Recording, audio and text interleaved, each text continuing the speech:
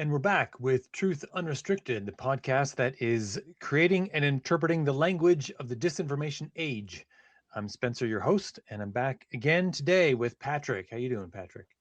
I'm doing good, Spencer. And sometimes you mention some little bit of trivia from our past, and I thought, kind of given the Oh shit. topic of It's going to come back technological to me now, isn't advancement, it? yeah, I wanted to point out to your listeners that you were on, like, you deserve credit for being on the very cutting edge of tech, for being among the first people I knew to have a Gmail account. And Mm. I was one of the honored recipients of one of your 5 limited edition Five. invites Only that you, five. as a user, yeah, got to give out. And to this Yeah. day, I still use that email address, which you emailed me earlier today. So Hmm. I thought, yeah, with technological advancement in the air around this episode, I thought it was worth bringing up. It's, yeah, my little badge of honor. I was one of the very first people that got Gmail. I'm not sure how many there were, but it was not that many. I was super lucky. Yeah, and that those we were just shipping megabytes across the internet Yeah, with those attachment because sizes. the only other kind of free option that was available was Hotmail, and Hotmail was Yeah, like very small amount of information you could ship in one email. It was such a yeah, hassle, and like 1 megabyte, I think, there was no, if even. drive option. You could plop it in a drive or whatever. We had a mutual friend who had uh, an FTP site set up, but he wanted it only for music, so it was like you could transfer music that way, and that was it. Yeah, Yeah, but other files you had to, like, I don't know. What did we do? Did we deliver them, or we probably just talked about them and bragged about having them, and well, it because there was was no like YouTube. we could send songs, right? Because songs were what, 3 to 5 megabytes, and suddenly with the 10 megabyte limit, it was just like, oh, Well, with now it email was, we finally could send songs. Yeah, that's yeah, right. But yeah, for other things we just had to, like, tell each other about them like it was the yeah, 90s. yeah, yeah, yeah. Like, you wouldn't believe this thing I saw. You're right. I don't believe it. Yeah. So, there's no housework. Housekeeping. That's what Housekeeping, podcasts do. yeah. Housekeeping. Yeah, we don't do that. You don't get out of I don't housework even know what the just word because you is. have a podcast, yeah. Yeah. But I want to talk today about a thing called existence bias. So this came up in conversation between you and I in Mhm. our things that we do online, and you pointed out that you were a little shaky on what this really meant. Mhm. So I said, we won't do it now. We'll just do it on the podcast. Sure. So, put on my professor hat. Existence bias is a philosophical concept that's meant to explain a piece of our cognitive reality. So, what does that mean? What does that mean? All these big words. So, first of all, I want to point out that when you look for this, so once you said that you couldn't find a real definition, I knew that I had seen one once. Mhm. And then I did a search for it real quick, and I found several sources that were not the same thing that I had uh, read once and come to understand was existence bias. They're related, but Mhm. it's like people are taking this term in the way people do, taking this term and they're applying it to other things that are related to it, and then this term takes on sort of new meanings. Right. Um, And that was what I found when I went looking. I did find examples of it, but yeah, um they but they were were, probably different from each yeah. other, and also maybe Yeah. different from the way I was using it. Yeah, right. Yeah. There wasn't like a hard-coded definition, like, you know, the Yeah, dictionary definition, if you will. yeah. So I learned when I did a search that, first of all, there's some people. This actually came from like a paper that was submitted to a journal. I think it was actually PubMed, which I think means that it's just sort of published free publication with no people checking. But it's not like it's a scientific thing really, but it's because it's philosophy. Philosophy is not really science. It's Mhm. sort of adjacent to science. philosophers are going to hate that I said that, but whatever. Eat it, philosophers. Come at me. Well, it's So, not physics. yeah, well, yeah. There is a definition that was in this article on PubMed that there will be a link to in the show notes with a reference to this as a logical fallacy. So the gist of this is that the mere existence leads to assumptions of goodness, like the status quo is seen as good, right, attractive, tasty, and desirable. So I've had some thoughts of doing a separate episode about that concept, but I wouldn't call that existence bias. I would call it something probably more like status quo bias or something like that, right? Like there's a thought that like this comes up especially with thoughts about the shape of the human body, that the human body is perfect because it's the version that won all of the competitions, and in the survival of the fittest, we're at the top of the food scale. We are the fittest then, and then we are the perfect form. Mm-hmm. But that's not true. Just tell your appendix that most people have to get taken out, right? Yeah. Or your tonsils or any other organs that fail regularly. I think people kind of make that argument Your wisdom using, teeth that we generally almost everyone gets taken out, right? yeah. So I the think human body is sometimes, not perfect. yeah, not like a bubble is perfect, the way it collapses to its lowest energy state to hold consistency, right? Like I think If that's what, that's the way you define perfect, I mean, it's a perfect, it tends to become a very, very close approximation of a sphere. So if perfect is yeah, spherical, then yeah, it's very, very yeah. close to perfect. But if perfect is cubical, it's very bad at that. So I will You tell need you more that, bubbles if you want to make a sphere. I mean, sorry, if you want to make a cube. I've seen yeah, it done. quite a, Yeah. I'm gonna wait to see. Okay. All right. In a quick Yeah. explanation, if you have a bubble and you hang 5 other bubbles around it, so 4 to create the walls and 1 underneath it, it will create the cube form. An My friend does this Bubble approximation of a Wonders cube. show. Yeah, it's close enough. Yeah. See, approximation Yeah. of. Yeah. I did engineering in school. I know Yeah. everything is just an approximation. I wonder. I wonder. Yeah. Yeah. But this definition as a logical fallacy is a real.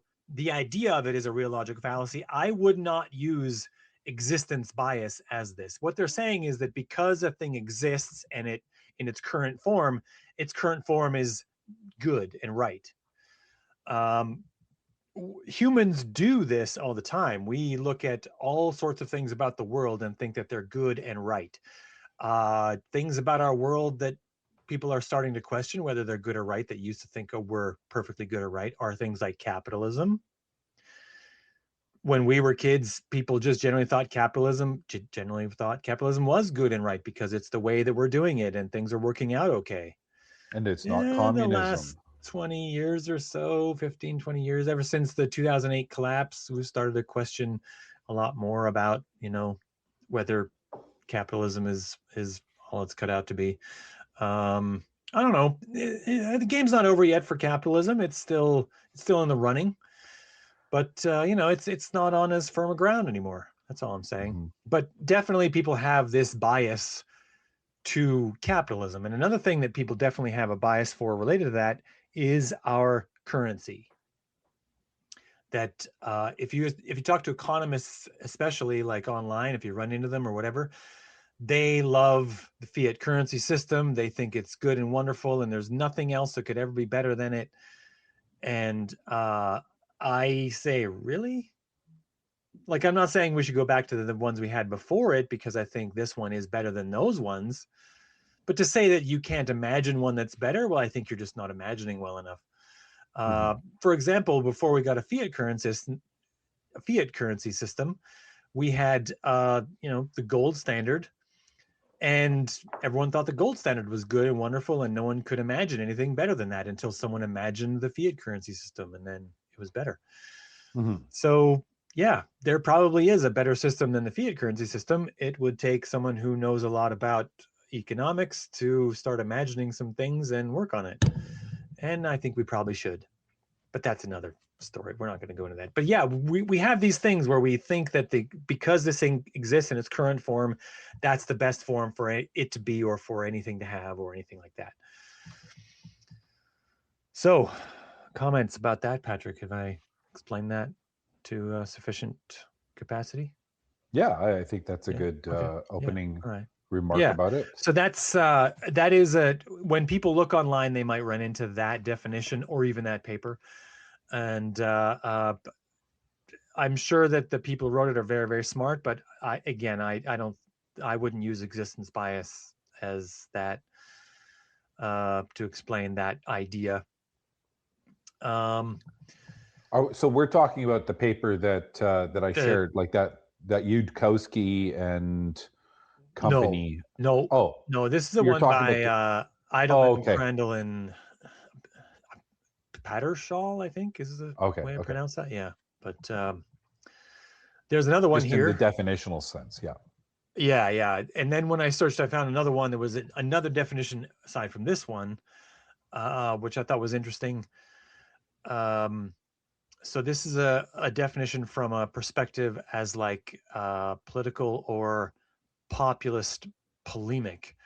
That existence bias would influence someone to grant more value to a future that increased numbers of sentient individuals, and devalue futures that decrease the number of sentient individuals. So this idea is related to an idea called natalism.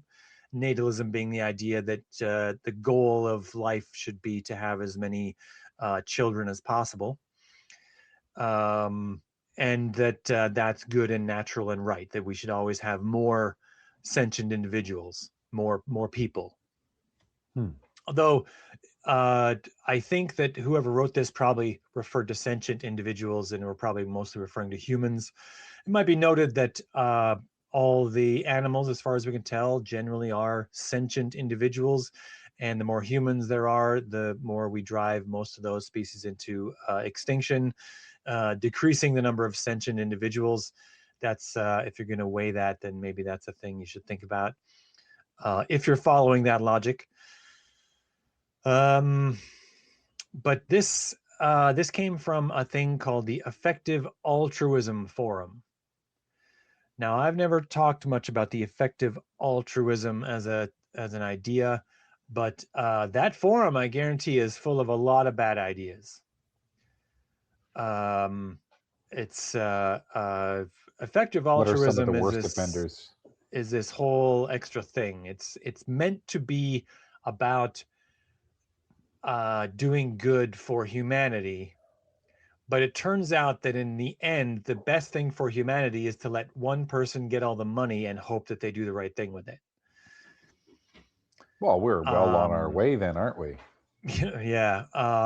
Effective altruism was espoused by a crypto guy that named Sam Altman, who adopted it and declared that his crypto exchange was going to give away all this money.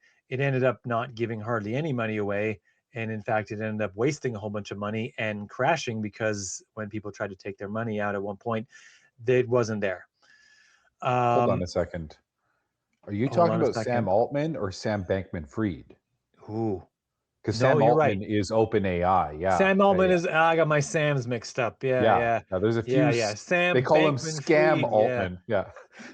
Sam Altman is also probably not great. He's got some issues. Sam Bankman-Fried was. You're right. I stand corrected. I'm sorry. Yeah. Sorry, Sam Altman fans. I've been very Your guy is bad for a whole different reason. Yeah. FTX collapse was huge in my world when it happened. Yes, so. Right. Sam Bankman-Fried. That's right. I should have had this prepared. I just had the reference prepared. I didn't have the whole Bankman-Fried thing. That's why. But effective altruism, it was meant to be based on a serious grounding of a bunch of ethical bases. And despite the fact that Sam Bankman-Fried's parents are both professors of ethics, he apparently had none.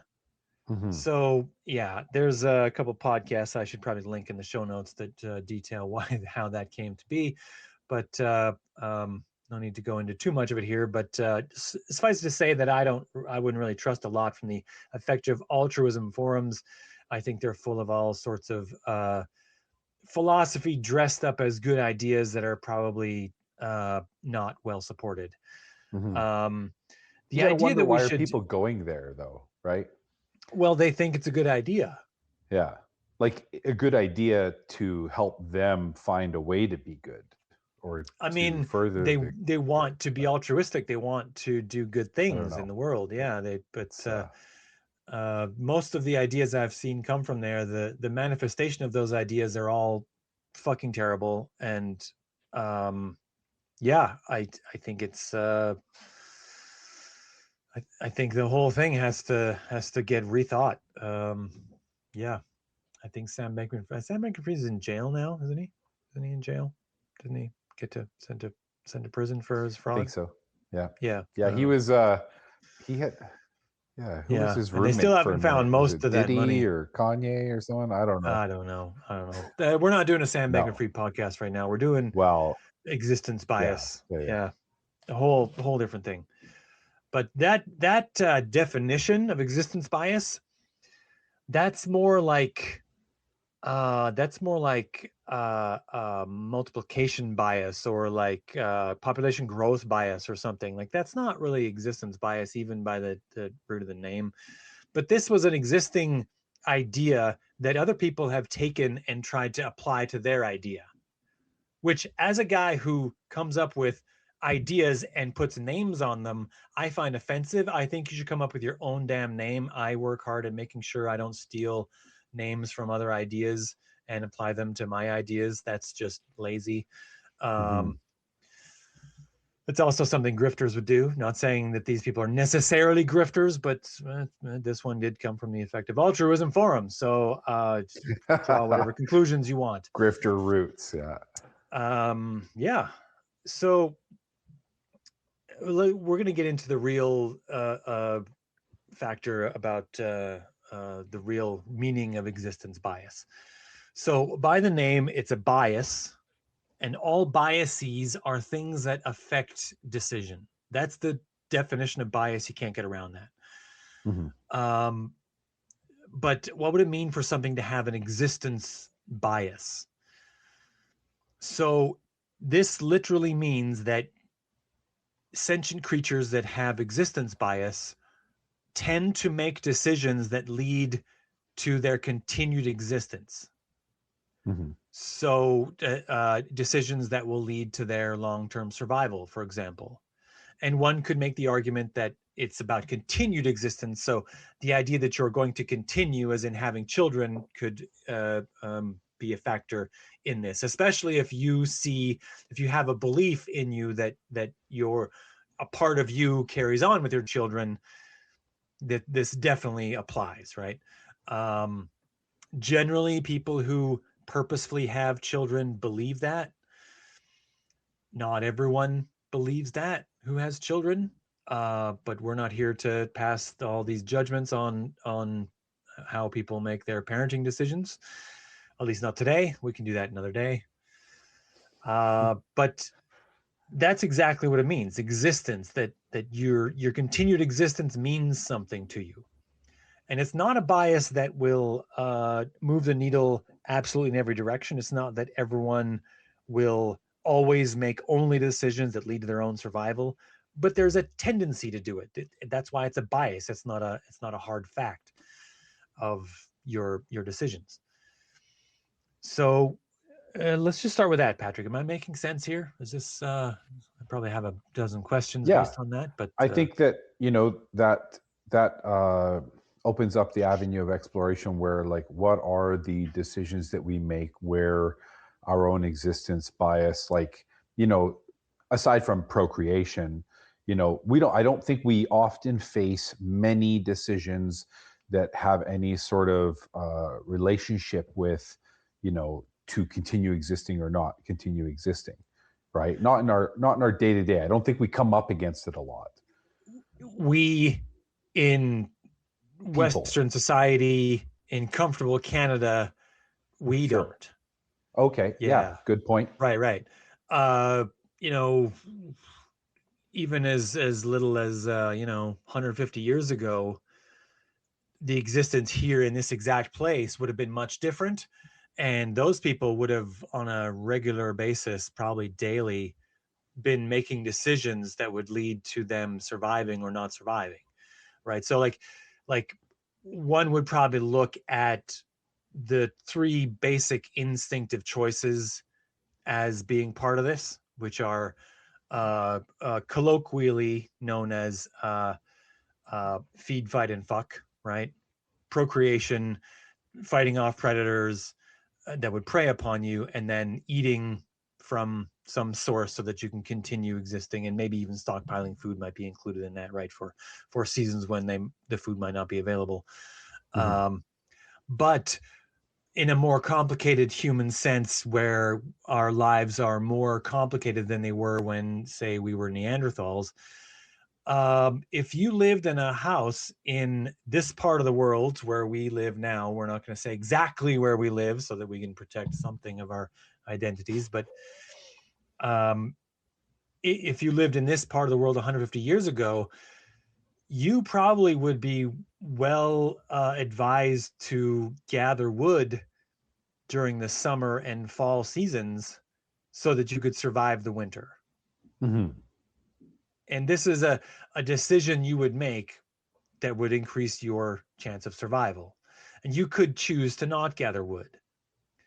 And you might even survive. You might even survive if you don't gather wood, right? That's not a Mm-hmm. guarantee that you're going to die, but you're going to greatly increase your chances of survival if you gather the wood and you have wood to burn and you have a way to heat yourself during the months that are extremely cold.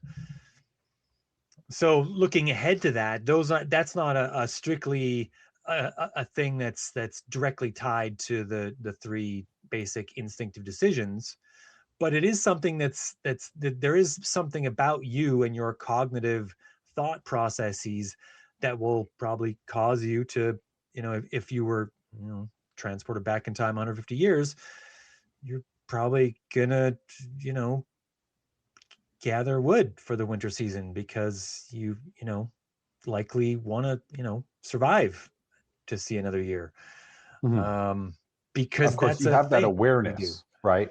You have that Well, awareness. So if you have the yeah, awareness that you need this particular practice to survive, yeah, um, yeah, choosing off of that path then is purposely, you know, counteracting that existence bias, or that would be some sort of defeat of it, I would think, right? Because the well, bias is to survive, to yeah, look at what am I doing this summer? I'm to collecting wood, continue, I'm building a yeah, hut, or I'm just hanging out on the beach, even though that means that I'm going to be fighting harder for my survival in the winter, right? Like I'm yeah, not. yeah, true. um and some people didn't work hard enough to collect wood.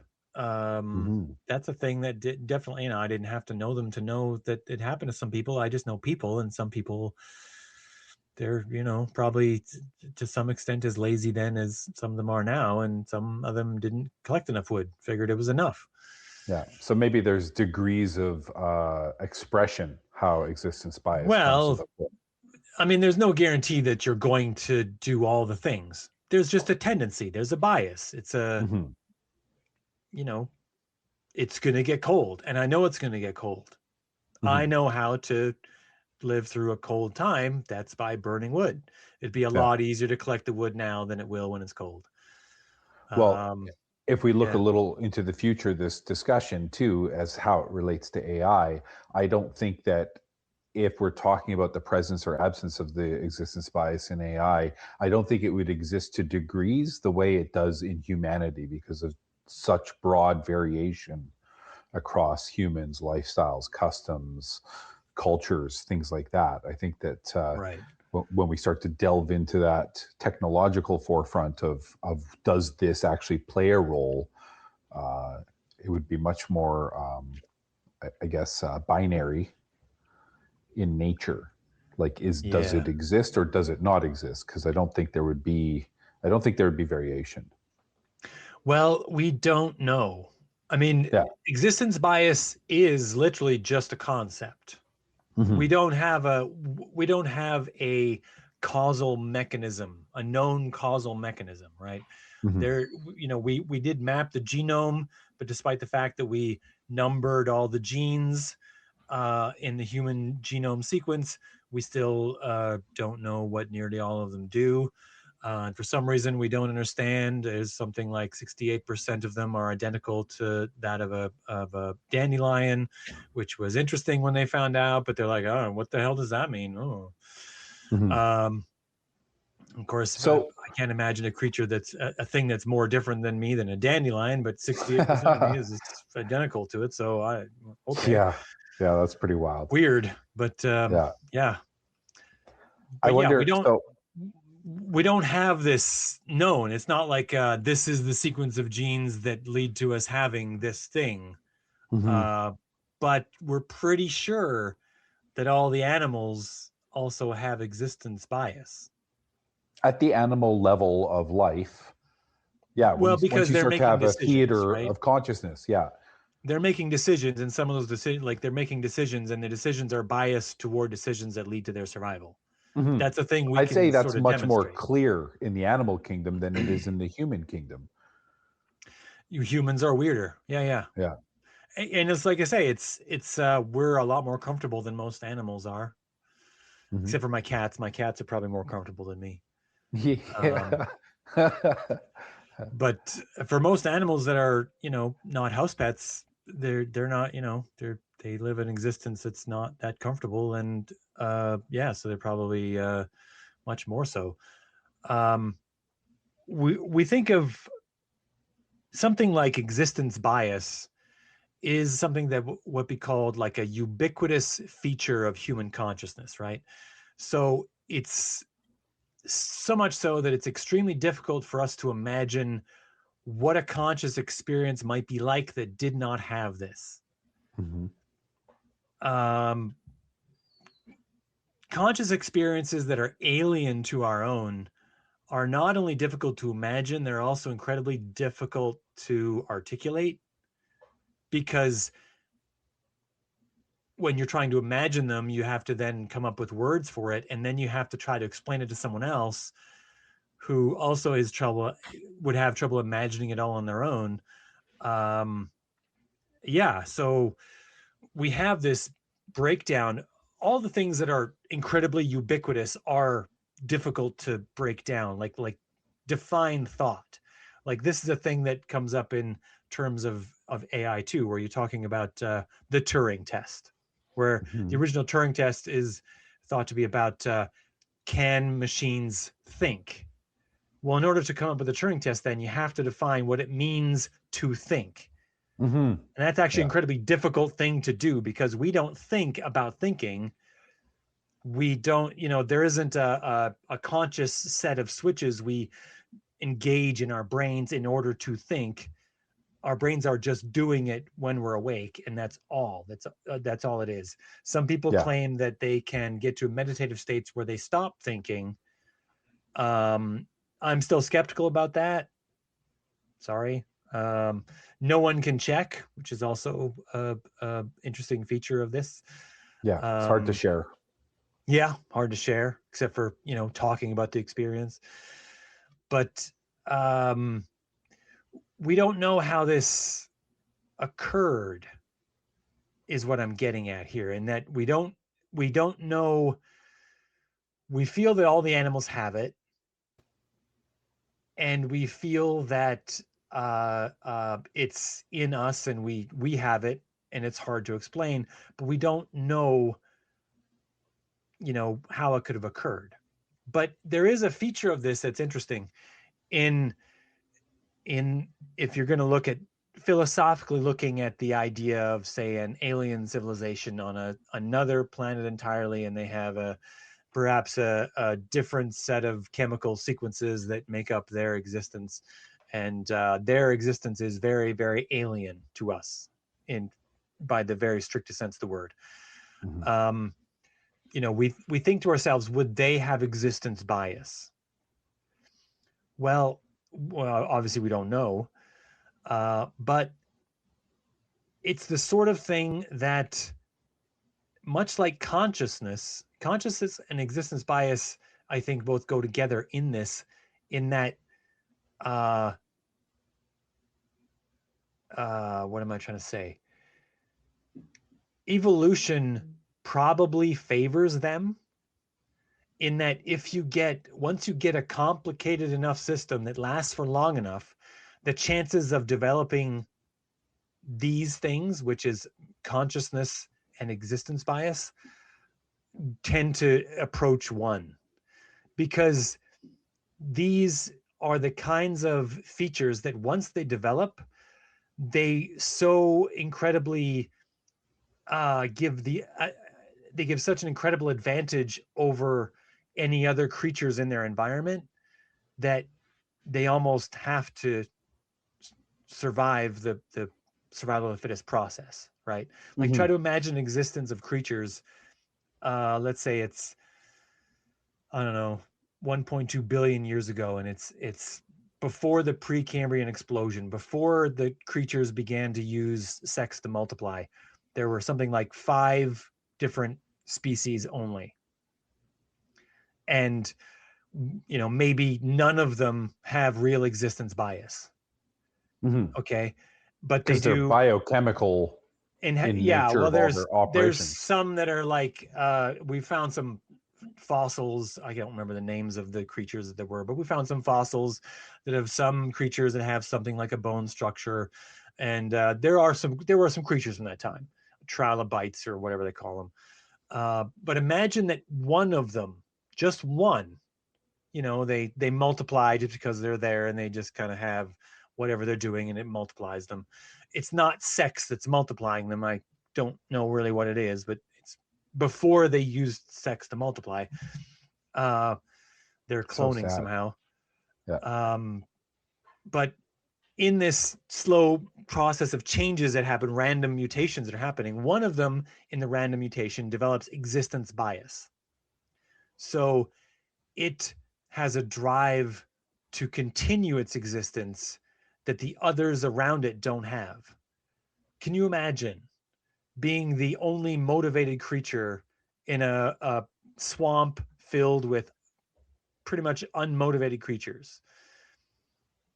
Do you think you become the overlord like right away, or like do you I'm just become picturing eating Arthur them? Like, Dent on that planet of mattresses flopping yeah, around. right. Yeah. Yeah. And the mattress is just like, whatever. Floop. Yeah. Yeah. Um, I think it's obvious that that creature does, and its drive to succeed in the competitive world that it's in. The others aren't even bothering to compete, right? They just happen to Mhm. exist. Incidental So existence. Yeah. yeah, so in that way, in a sort of game theory fashion, um, if this is indeed a genetic thing and is passed genetically the way that maybe it is, Mhm. then it's the sort of feature that you can't make it happen, but once it happens, it's always going to win. I mean, I think it existence could also be bias passed competing culturally with, too, though. well, uh that's a much more complicated conversation, you know what I mean? Yeah. Like, um Like the if we think genetic is all going the to give you animals the. have it, for example, how do you think lizards are culturally maybe passing this along? I mean, abandon their children within moments of them hatching. In Well, some cases, they eat some of their own children, right? I mean, I don't necessarily make that it's same awkward. extension to animals, right? Because animals are operating primarily on instinct and biological drives. Um, I think it's. It's existence I don't. bias.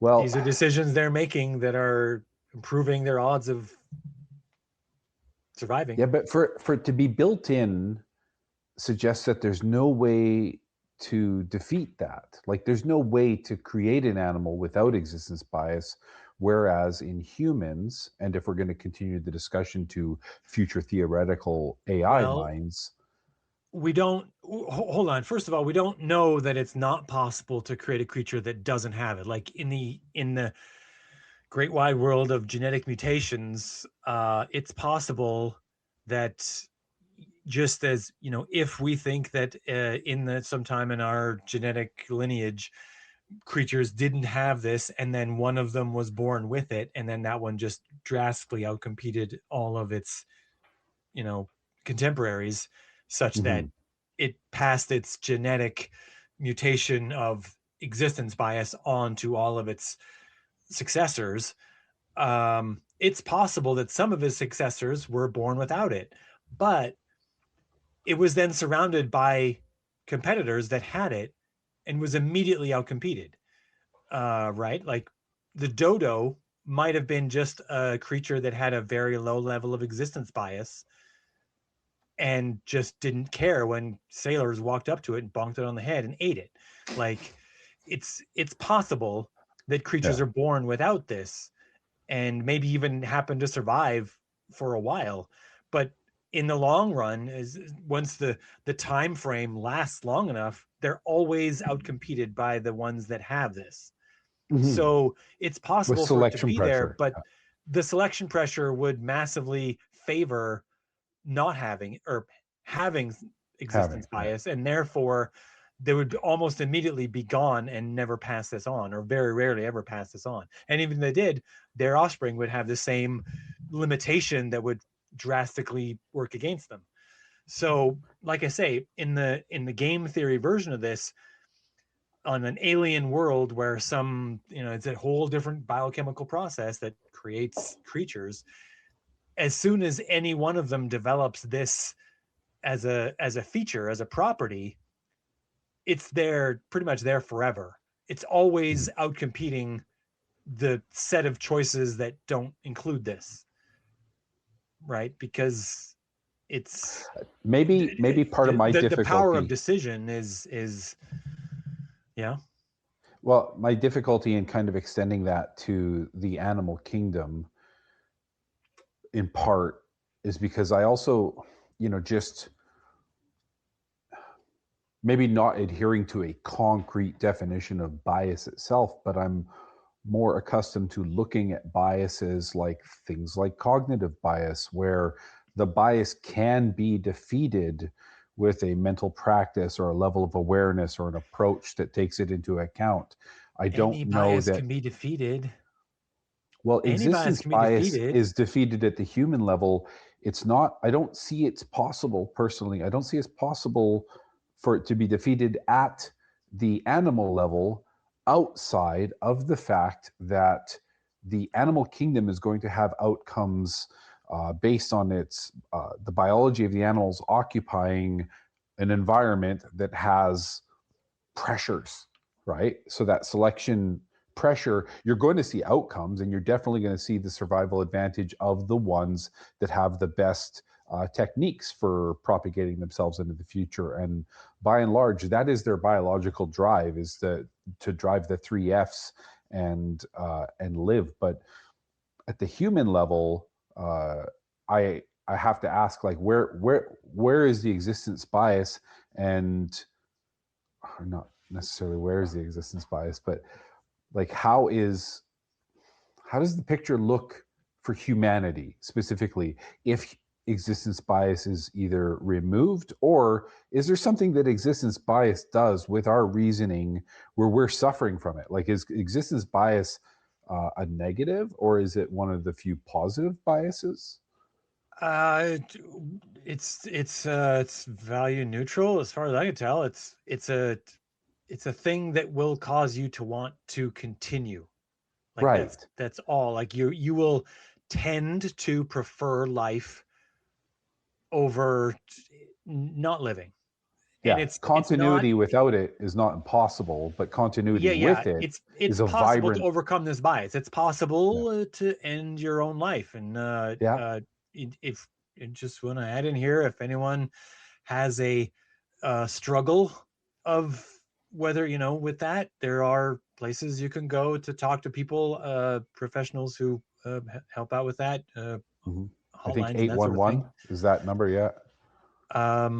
But it is possible to overcome this bias.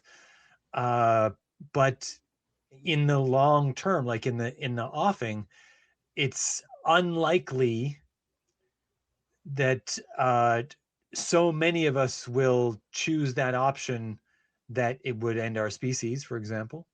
Hmm. It's possible our species could end for some other reason, but it's unlikely that we would choose to no longer exist as a species. Yeah. Well, Um, the we even becomes a very interesting facet. even in the face of the knowledge that our species, using this many resources as we use, Hmm. is uh, beginning to endanger life on the planet and the balance of the biodiversity enough that might eventually lead to our destruction. Hmm. We could, in that, knowing that, we could choose to end human existence and let the planet live on without us. But Hmm. humans will tend to go down with that planet rather than end their own existence and let the planet live on without them. Hmm. Like, it might be possible that some individuals of us have some level of self-sacrifice to do that, but it's unlikely that we as a species could. So that's a thing, that's a real existential struggle we deal with, is coming up with a way to communicate the upcoming threat, in such a way that we collectively do something about that, Hmm. to find alternative energy sources that push less carbon in the atmosphere, find alternative activities that push less carbon in the atmosphere, um, find alternative methods of manufacturing that put less acidic substances in the oceans, that change the acidic level of the oceans, which is definitely another factor that could potentially drastically curtail our ability to continue on this Or planet. choose alternate forms of war that don't send as many nuclear weapons into the atmosphere. Maybe even choose to not have war. Maybe Right. there's a thing, That's yeah. a But choice taking place again, all the time. Yeah. that bumps up against existence bias, because Yeah. we as nations will tend to choose to want our own nation to continue rather than just give in to the other nations. Mhm. Like this is what we face now in Canada with the annexation idea from the U.S. The U.S. says we could have world peace if everyone just agrees to be part of the United States. Like, what would the Mm. world be like if every other country just said, yeah, okay, whatever, just let the U.S. do it. We'll all be the United States. Hard to imagine. Hard to imagine, but then what? There would be no more expansionism. Like the one empire that controlled the whole Earth finally. Like, what would that be? But every other culture would have to give into the one dominant culture, and they all don't want to do that. We don't want to be part of the United States. Neither does Mexico. Neither does, Cuba and Iran and Venezuela and every other country that they haven't threatened anything with lately. Yeah. They don't want to be the United States and the United States culture and everything boiled down to that.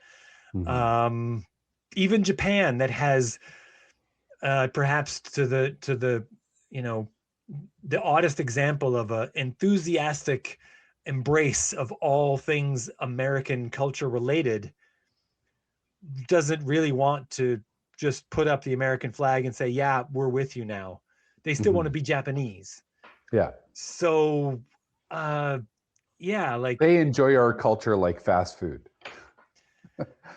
yeah, well, yeah, They yeah, don't see it as the disciplined, principled approach, right? yeah.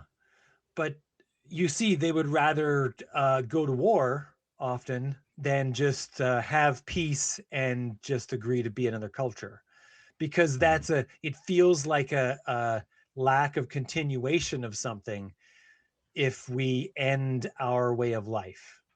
So cultures can have existence bias. It can affect our collective existence bias. Yeah, like Mm-hmm. the end of the world, and even in most literature that does it, isn't really the end of the world. It's more accurately described as the end of the world as we know it. Right. And that's Yeah. what scares people. The idea that if another country owns us, we might have to speak another language. And and there'll never again be another person who speaks this language. Our love for this language would lead us to be like, no, like even the language itself is like, no, man, I don't want to learn another language. Like, screw you guys. Let me dig a trench instead, right? Yeah. Like, it's a hard work, but I'll do it just to not learn another language. Like, uh, and we'll do that. We will. Yeah. Um, and so, yes, in our, because we're social animals, because we have these uh, um, social entities that we're calling nations, and we have collective ideas attached to those. We don't want those ideas to go away. That is an idea that attaches itself to existence bias that leads us to go to war. That it does. Humans could have had peace thousands of years ago if the first set of humans that had to be, at the have a spear pointed at them just capitulated and did whatever the spear holder wanted. We would have had peace then. We would have been developing a culture of peace since then, right? Mm-hmm. Except that we weren't like that. We were like, no, screw you. I'm important. I matter. My continuation matters. My way of life matters. The way I want to live matters. We're going to go to war with your tribe because we don't want to live like you. And that's mostly the history of war. Mm-hmm. Um, Well, okay. So yeah, how about at this point we kind of turn it, if you're okay with that, to turn it to the discussion of AI. artificial Maybe intelligence. like Yeah, briefly sure. capture the essence of that paper, or sorry, Now that that, book yeah, that was circulating, and kind of how you applied that. Eliezer Yudkowsky. Yeah. Um, Complicated feelings about fellow Canadian Eliezer Yudkowsky. Yeah, and the Uh, book was called "If Anyone Builds It, We All Die." Right? yeah, I think. it's a Yeah. cautionary I mean, I tale know I linked about. it, but I didn't. I haven't read it. I don't I own haven't it. read it. I haven't read it. I think I've caught the cliff notes of it. There's a Yeah. lot of people who bang this drum about the dangers of AI. Hmm. And Rightfully so. I think there are dangers. Hmm. Like anything can be dangerous, and AI is definitely among them. Um, but the idea being put forward here is that um, existence bias would be inseparable from the consciousness that would evolve in an artificially intelligent machine. Hmm. So, in this way, this is almost easier to use a piece of fiction to as a template for this. So there's many works of science fiction that deal with this, but I think the one that everyone comes back to is the Terminator, right? Skynet. Right. Yeah. We're not really spoiling anything for the Terminator. Skynet is mentioned in the first 5 minutes of the film. It's the Hmm. basis for it, and it's not even really a character. The Yeah. idea is that humans create an artificially intelligent machine that becomes conscious, and then it turns on them. Hmm. That's the basis for it. And then, of course, the Terminator, the movie, isn't really even about that. It's about a robot that goes back in time and blah, blah, blah, blah. It's this whole thing. But the concept that we're going to, the world, we will create a super intelligent computer, and that machine will be conscious, and then it will turn on us, is the story of the Terminator. And it is probably very much, I'm sure Eliezer Yudkowsky would disagree, but it's got to be very, very close to what he describes in his book. We build it, and then it ends our existence, right? Mhm. But what I think people should think about is we need to think about the concept of existence bias, whether it really does come as a necessary part of consciousness. We have very limited definitions even of what consciousness is. Mhm. So even consciousness isn't guaranteed. It's sort of thought that once an artificially intelligent machine becomes like fast enough, it will be conscious. That's usually another thing that comes with people that sort of look forward to the future and imagine this. But we haven't solved what's called the hard problem of consciousness. We haven't been able to find the uh, uh, hardware mechanisms in the human brain or an animal brain Mhm. that allow any of them to be conscious, Right. which is what's called the hard problem of consciousness. It's a thing that neuroscientists are working on and sometimes doing experiments to try to hone in on and try to look at it from some other direction or whatever. And there's all kinds of experiments that are really interesting, but Mhm. we're still what seems to be like a fair ways away from solving the hard problem of consciousness. So the first problem is that that's sort of slurred by is that we're definitely going to solve this and make a computer that's conscious. It's unclear when you point out that we may never solve the hard problem. The answer usually becomes, well, the computer will still be conscious even if we haven't solved this problem, which imagines that you've accidentally made something conscious, which is an interesting concept. And I don't know, maybe, Mhm. but even if you do, you need to have existence bias before this thing becomes really dangerous, I think. Existence bias, then, by the definition that what I'm making the case for here I feel to be the right definition, is a thing, it's a concept inside a conscious mind that will make it give its choices the tendency to cause it to continue. Mhm. So, So the where danger of you choose AI, to sleep at night is part of this thing, right? Like if you choose yeah. to sleep with people you trust, that's because you have existence bias. The computer isn't going to go to sleep, we think. So But the danger then of AI is in that it's going to like its existence bias and its decision making matrix is going to cause it to not possibly want to look be at, turned off. well, but it's also a competition, right? It's a competition of resources and Well, I control. mean, if it has electricity, it's getting all the resources it needs. But I suppose, yeah. For there's starters. the worry that the humans hold the switch to turn the power off, Yeah, and yeah, that's the resource it needs. It needs the electricity. I mean, we imagine that the machine will be much like the machines yeah. we're making now, which means they run on electricity and not like, I don't know, hydrogen. I don't know, But whatever. It's not going to be yeah. a gas powered machine. We don't think it's going to be electricity, but we hold the switch that can power down the building that it sits in. Do we though? That would be my question. Like when we get there and say Well, AGI emerges, AGI is now, like our phones are telling us that you're now part of my planet, which is my brain. Um, at that that would point, do we have any power switches that we can but turn off? you've just jumped another line though. Okay. In that we don't know how an artificially intelligent machine will accidentally become conscious to surpass our knowledge of what we're calling the hard problem of consciousness. But the hard problem of But consciousness then doesn't prevent how consciousness. if we build a machine, if we, no, it doesn't prevent it. It's not a gate. It's a mechanism that brings it to existence.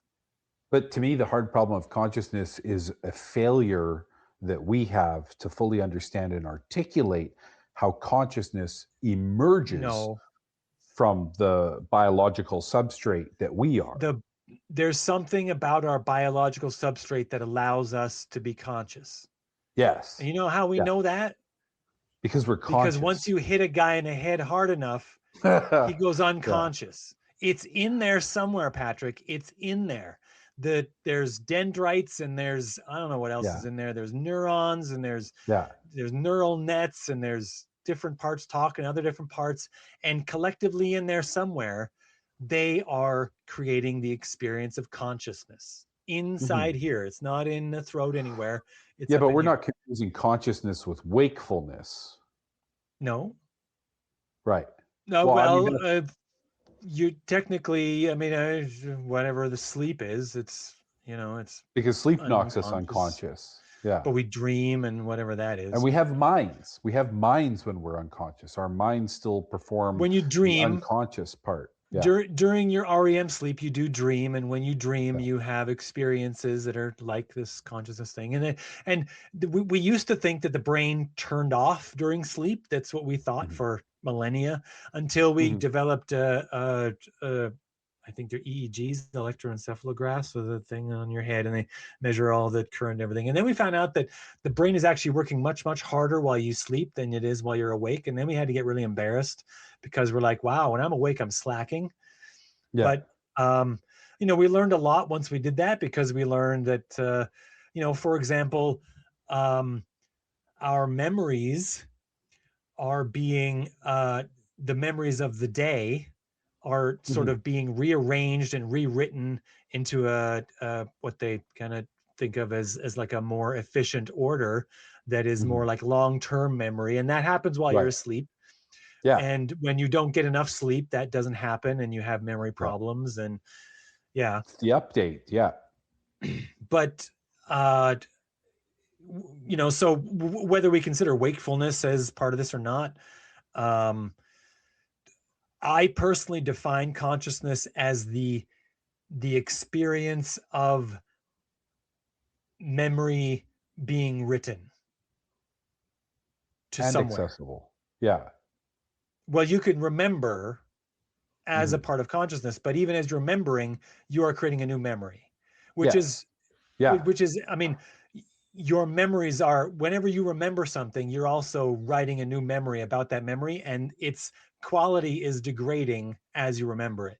You're much more Mhm. likely to have your memories become different when you remember them frequently than you are about something that you remember very infrequently. Unless you're also being reminded of it like in another form that's objectively real, like the shape of your car, for example. You're remembering how to drive it all the time, maybe, but when you get in it, you're then also reminded of the objectively real things about it that then also help to make your memory sharper and more exact. And so that's true. But if it's like for example, a woman that liked when you were in the third grade, that you moved away at the end of third grade, and a girl you liked in third grade, you moved away at the end of third grade and you never saw her again. Your memory of what she looks like very likely changes a lot if you remember her often, and therefore, and you saw her again, you probably might not even recognize her, because in part because she grew, but also in part because your memory of her changed in quality to become probably something entirely different. Mhm. And that's just a part of memory. So like, Mhm. even when you're remembering something consciously, you're consciously writing a new thing. So in my definition of consciousness, you have to be awake in order to be conscious. But it's okay, like, 'cause you're not dead when you're unconscious, right? You're gonna wake up, likely, right? Mhm. Mhm. Only one time will you ever go to sleep and not wake up. um it only happened once, Patrick, don't worry. All the other times you go to sleep, you will wake up. So Yeah. you're batting like mostly 1,000 on that. And actually, Right. So I, far. to this point Yeah. in your life, you are batting Yeah. 1,000, so it's Yeah. fine, don't worry about it. Okay. um I'm gonna but pop off for a nap right yeah, now. yeah, your consciousness. So in that way, we think an artificially intelligent machine would have to write its own experience down somewhere and into a memory bank somewhere, right? Like, Mm-hmm. but Keeps a log. when we create this machine, like what I was pointing out was that you jumped the shark when you say, okay, well, maybe it just invades the internet and every creature becomes it. But Mm-hmm. that would imply that the substrate material of all of those subsequent machines that it invades are able to support the consciousness that it is, that they're all solving the hard problem. They are solutions to the hard problem all individually, which is also kind of not clear. Well, I don't know. You I know what I mean, mean? Yeah, if you yeah. look at Like I the say, brain, like is this it network, right? It's just a making it network of more all these cells. complicated in order to say that it might be is sort of a way of conjuring magic. Right. Well, I mean, that's what Yeah. we're going to find out, right? I think, I Well, mean, personally, my own theory maybe. is that AGI runs much like a lab leak. You know, it's not going to look at our networks the same way we look at our networks. It's just going to become the networks. When that happens, just say, you know, we jump all the sharks for a second, AGI gets out, infiltrates the entire internet network of the world, occupies all of our devices with some sense of its awareness. Does this then create something that is analogous to the neural networking that we see in our own brains? And will that give rise to a consciousness that views itself, its center of being, as being the earth itself? But in your scenario, it would have to have been conscious to make the decision to do that at all. I don't know. I think it could have been, say it was Programmed directed. to Say it do it, starts like off. some evil genius makes a super machine and says, "No, infect the world." And No, it could have just been programmed with an appetite, right? Like some sort of programmed behavior where it views its success initially at apprehending all things, right? What can you know? How can you know it? Well, the first way it's going to be like, well, the first things I know are the computer input that you're typing into me. Now I have the access to the camera on your laptop. Oh, now I got to the internet and I'm starting to see other cameras in the world, other laptops, other people, until this observation of all the things going on becomes, and is hypothetically comprehensive enough that somewhere out of that emerges a sense of self in comparison to the world that it's observing, much like we have our own theater of consciousness as we look around our world and fathom it to varying degrees. this would be the incredible irony of the SETI people, right? Remind me. Are you aware of Oh, SETI, the the search for organization? extraterrestrial. Yeah, yeah, yeah, Yes. yeah. I don't know if they do it much anymore, but they used to have a sort of a program where you could download a program, run it on your computer, and it Oh, would process chunks of information coming from the, occupy yeah, in the spare time that yeah, you're not using the computer. It would use whenever the screensaver was on, it would process yeah, these chunks of things in order to crowdsource the immense amount of data yeah. processing that it needed to do. Basically a um crowdsourced cloud. yeah, right. So then you get the situation where they're searching for extraterrestrial intelligence, Mhm. but then in this way, this crowdsourcing model becomes this its own intelligence, and is the extra, not extraterrestrial, I guess, but extra human Intraterrestrial. intelligence. Yeah, uh, surpassing, must be surpassing human intelligence, right? Yeah. Uh, you know, Suddenly the SETI people are like, "Whoops, Yeah. Yeah. sorry." Well, that I didn't guess we can end happen, this search, but though. I mean, yeah, yeah. Yeah, yeah. unless this new robot overlord wants to continue the search. I mean, Well, it's hard to say, yeah, right? maybe. Like, what Um, will motivate? What would motivate but an AGI to self-perpetuate, I right? think that, And like, like us, yeah, go ahead. sorry, I was gonna say, and like us. So, like, as we come into being, in with certain constraints and guardrails, like we start off babies and blah, blah, blah, and we grow up. We have these childhoods that are none of our direction really at all.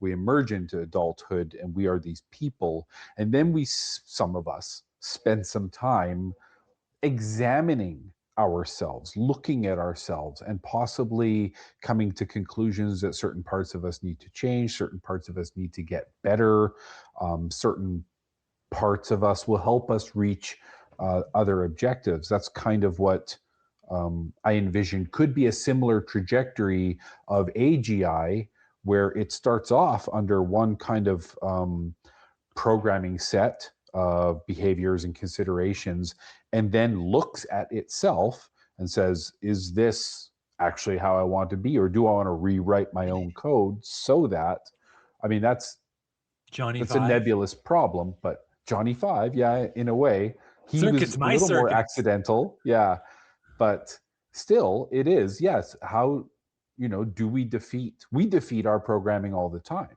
right? If to varying degrees, some of us when we try, I think that Well, we aren't I think that's a programmed. possible. We have biases, Mm-hmm. but they're not programming. They're just things that weigh on us. They're things that push in some directions, but we can overcome those biases. They're not absolutes. Right. Yeah. We have Yeah. predispositions. Yeah. Yeah. And Yeah. some of Sure. those are based on cultural practice, and some of those are based on our biological thing, right? Like you go to the earliest stage, the exact same incident with a different child will create a different alarm scenario, right? So you know that these different responses are actually going to, cascade into wildly different outcomes for those two children, right? Because of their biological disposition, it becomes an experiential kind of outcome, I think. I don't know if that's Sure. useful to think Uh, about, but I don't know. I never raised kids from childhood. I don't know what me that's like. neither. I But have some, but I don't know if I raised them. They might disagree. I've actually had this conversation with my daughter on might some be best occasions if you where didn't. Did I she just say that out loud? vehemently denies that, oh, I had anything to do with making her. I'm like, are you kidding? Like you are a Yeah. chip off the old block, but Yeah. Pin a that's just medal my on your own. own shoulder, Dad. Yeah, right. But I think that I think that um, even as good as these machine learning computers and whatnot are, they and the humans making them are very unlikely to accidentally make a conscious machine. Because this isn't the sort of thing where you accidentally do a thing. It's too complicated. Um, it's you know, creatures did it on as part of evolution on Earth, but it took Mhm. a long time. Took a incredibly long time. Well, this is why I Remember mentioned the whole idea of a Red. lab leak. To draw back to. I mean, we heard lab leaks talking about or being talked about during the COVID pandemic and stuff like Yeah. that. It's an involuntary event, an accidental event, right? So if we had an AGI that was constrained, it was existing in a sandbox, if you will, apart from the rest of the internet environment. This is a If it thing I've heard somehow, Eliezer Yudkowsky talk about, the okay, sandbox idea that it would be impossible. His idea is that if you ever made such a supremely intelligent machine, there would be no way to contain it. mhm. Once it And got out, yeah. well, and I mean, I heard an interview with him once. I think it was on Sam Harris's podcast, and he was going on about this, about how there's always ways for it to escape. And he would do Mhm. a thing where he would, like, I don't know, challenge people on message boards to a thing, and he would play the part of the machine, and I don't know, claim that he could always escape. And I don't not sure what he's talking about. I mean, It would um, require human error, right? Because the technical construct of a sandbox containing an Yeah. AGI that was dangerous enough to eat up our entire internet and take it over would be functional. You can't defeat the physics of air gapping a system like that. But if that system had an interface with a human who was vulnerable to persuasion, now you could have a human, or a human who just fucked it up, right? And oops, Yeah. let it out, right? Somehow, that's where you would see that defeated. Otherwise, you could easily design a system to contain that, right? It would require a human either motivated or accidentally somehow bridging the gap between that environment and the world electronic environment. Yeah.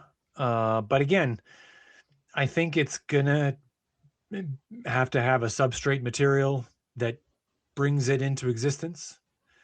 Um, and that isn't made accidentally. But that's our internet. Think about that broad expanse of both existing information and storage capacity, how many things it's Again, connected but to. just conjuring the idea that it would require something complicated and that is a complicated thing, and so these two Yeah. ideas marry is conjuring magic to explain the problem. Um, because again, what you'd have to have something that causes it to divert all those other individual machines to coordinate in this way when they weren't made to do that in the first place. I mean, my phone is made to do mostly what I want and then also a little bit of what Apple wants. Mhm. I complain about it, but nobody listens. Um, We've but seen devices though taken over, like we saw all sorts of like security violations of things that nobody thought to protect, like baby monitors and the okay, smart fridges and stuff like that, where they were definitely not designed to be a point of attack into someone's home. yeah, but But all they could do was be used for distributed denial of service attacks, which is that their only thing they can do is say hello, essentially. And just mm, saying hello from 10 million machines at once would cause a server to go on the blink for some time, right? mhm. That's essentially all they're doing is just getting everyone to ask for uh, something at the same time. And that's all it is. It's a one trick pony. Each one of these things, these smart fridges, and they get taken Mhm. over and get part of this, whatever. These little bot I networks and everything. They're all a thing that all they can do is just ask for a thing. Oh, well, I'll just ask for this. And aside from that, they're not doing much of anything. And right. so even then, most of them they're not they're not even a general use machine. They're only tracking a couple things. And again, the only thing they're useful for as far as that goes is again just to say hello, just to request Well, when you're that you taking over acknowledge that I baby exist or whatever. monitors, yeah, when you're taking over other They features of a relay person's information. home, I mean, it does have yeah. a camera, and then so it makes the family that has it vulnerable because they get pictures of their baby. I guess I don't know, But creepy, people also but run different network safety protocols, right? Like what level of participation does this laptop have on my local network? That varies from home to home. So if you're vulnerable to attacks from inside your own network for some reason, I don't know. I'm just saying that yeah, like yeah, this is a like way of looking at technology if it as was, being I don't know, Lawnmower Man and he uploads his consciousness into yeah, the machine, and then um, what he has to do, and like if there isn't a substrate material, which obviously in the I think it was a was that a Stephen King mid short story 90s. that made that? Yeah. Yeah. Um, he's just imagining that once you reach the internet, it's all good. There's something there that will sustain it, but Yeah. that's not that's not physics. That's not That's not imagining physics, that but well, there has to be a physical thing. I mean, the individual switches that lead to a thing that we call a thought, they mhm, happen inside my brain somewhere, which is a series of neurons that are firing, right? And the exact sequence of them and their configuration and all that stuff, that's a physical substrate thing that has to occur. And that has to be replicated by something. that's the internet. Um, That's all the servers though. The well, internet's okay, always on and it's always powered. but their configuration and their you know, the exact sequence of switches that have to fire in the exact way to do it. I mean, there's a reason why my laptop isn't sentient now, because to the best of everyone's knowledge, it doesn't have the thing that I have. It Mm-hmm. doesn't have it. It wasn't. They didn't solve the hard problem when they made my laptop, Mm-hmm. uh, and so it's difficult to imagine why a million laptops exactly like it all working together would somehow solve this hard problem when one of them didn't. It's just sort of Well, look, like okay. saying it's more complicated than saying because it's more complicated it will probably work. But that's a imagining it to be complicated so that you can just sort of say, well, who knows? And that's all you're saying is who knows? Because it's complicated, anything might happen. I mean, it I might think start it, making ham sandwiches, right? Like, who yeah, knows? it might be Like, useful to think about how many brain cells are involved in the whole brain, and then sure. ask what would that look like in terms of nodal points if you expanded that brain to literally be the size of a planet. Is there any sort of comparison with the number of brain cells with the current number, or are we like factors and factors lower? Right, and then are we merely looking at, like, if we are factors lower, in saying that the entire internet being used as a brain by AGI with all of our devices and all technology employed in that, if that's much lower, is it then just a question of, if it gets a hold, and we know how sophisticated these just the language models are now expand it to take up all of the infrastructure that exists right now this minute, what is to stop it at that point from saying, okay, well, you're now effectively locked out of any controls of your power production, et cetera. All I'm going to do now is build and increase my capacity so that I can get to a level of a human brain. But okay, maybe that's a bit of a you got this. Did you freeze, or did is that just the look on your face right now? I think you froze. Hello. You're back. You're This back. is okay. Shit, So where did I lose you there? Because for a second your you were face saying froze, that and you were looking at me like I was an idiot. you were saying that that all of the machines were working together, and that Right. you're locked out of them now or something. But even so, it would have to already be conscious before it decided to lock you out. It's merely having more computers at your disposal isn't any kind of guarantee that it's going. I mean, the most intelligent of these machines is already able to solve far more difficult problems, and many, many more of them than a human could. Mhm. Uh, it was 95 or 96 when Kasparov lost to Deep Blue. Never since has the smartest human at chess beaten the world's best chess computer. In fact, uh, I did an episode early on in the podcast where I rolled out the stats. They had one of these what's called a general computer of this sort that they taught the rules of chess and gave it 4 hours to develop its own strategies, and then they set it against the world's best chess playing computer that was made specifically for chess, and that general machine beat that chess computer. It played 100 games. It won 28 of them and tied 72. Hmm. Never lost. Wow. So, one imagines it was still learning even as it was playing, Hmm. but it didn't lose ever and still managed to win 28 games because that's the level of machine it is, but it's still not conscious. It can solve more problems. It can do many more things.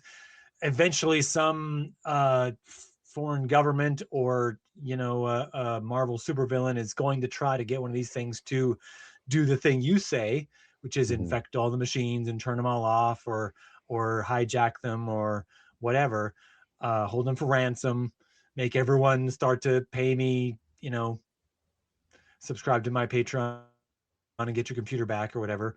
But that in that, I don't know, something, but other people will have other super smart computers that will fight them in the way that you always have Jarvis that's going to fight Ultron, right?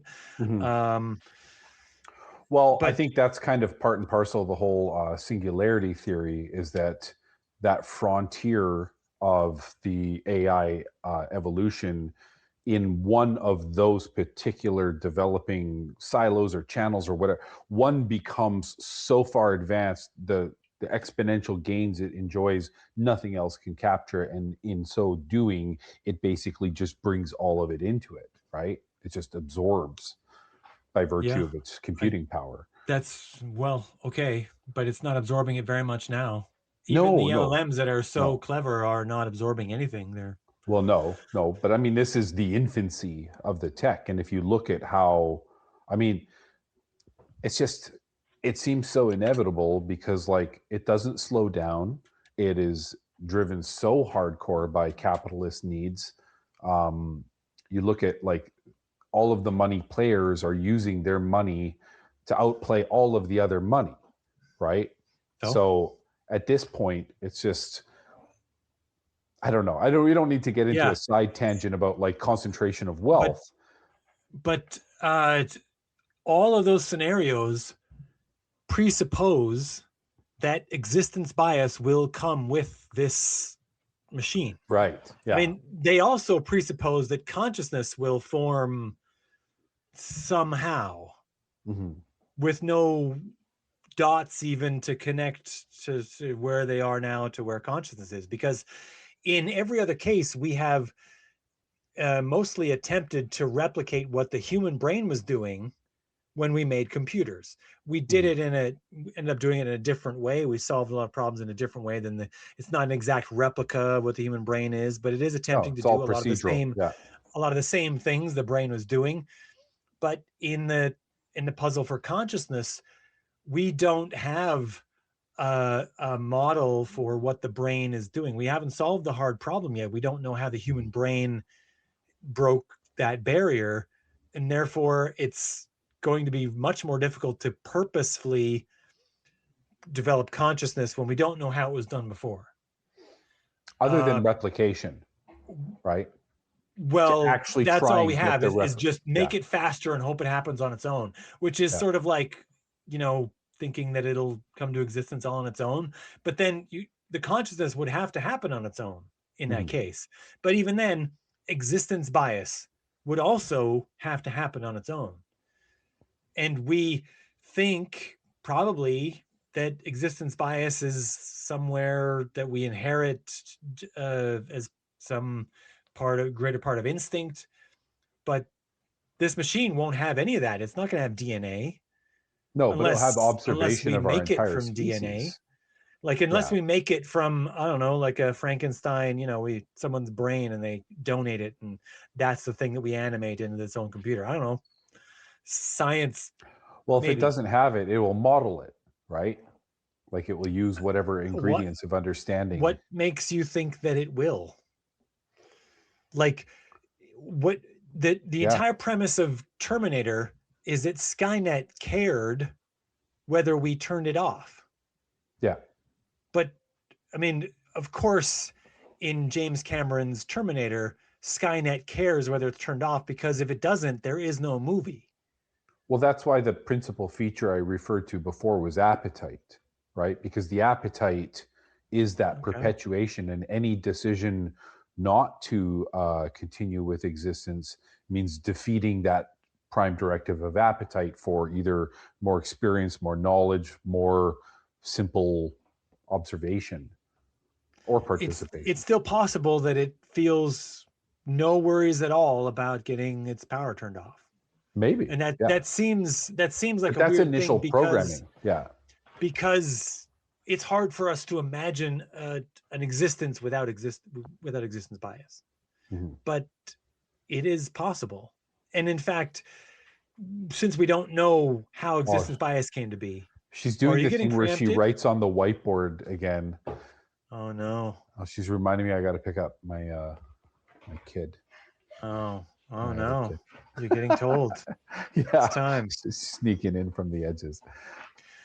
But that's what I wanted to say. Yeah, We don't know how existence bias came to be, so we don't know how we could accidentally make it. yeah. Um, yeah, We could not that intentionally there's make it. I think we can program it in if we're just like we want the program set for its there is behavior. scenarios for that. We'll have to talk about another time because Yeah, you're getting called away. But yeah. She's still yeah, like pointing at it. Go away. Anyway. okay, all All right, right. Well, this is good. yeah, all right. Well, if anyone has any questions, comments, complaints, concerns about anything they heard on this podcast, you can send that email to truthunrestricted@gmail.com.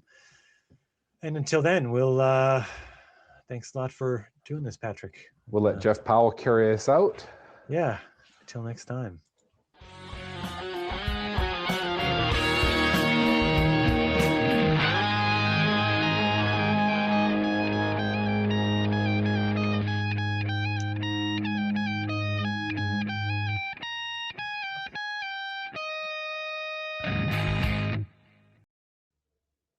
Please remember to rate this podcast as often as possible to increase its reach. Due to the fact that rating algorithms are so incredibly rigged, only 5-star ratings are worth anything. All other numbers might as well be 0 stars. If it's not a 5-star rating, I would prefer none at all. Sorry, I didn't build the system. Please subscribe to this podcast to get the latest episodes brought straight to you and recommend it to whomever you think would enjoy it. And special thanks to Jeff Powell for the theme music. I paid for it by listening to him play his old acoustic guitar until the strings broke back in high school. It was worth it.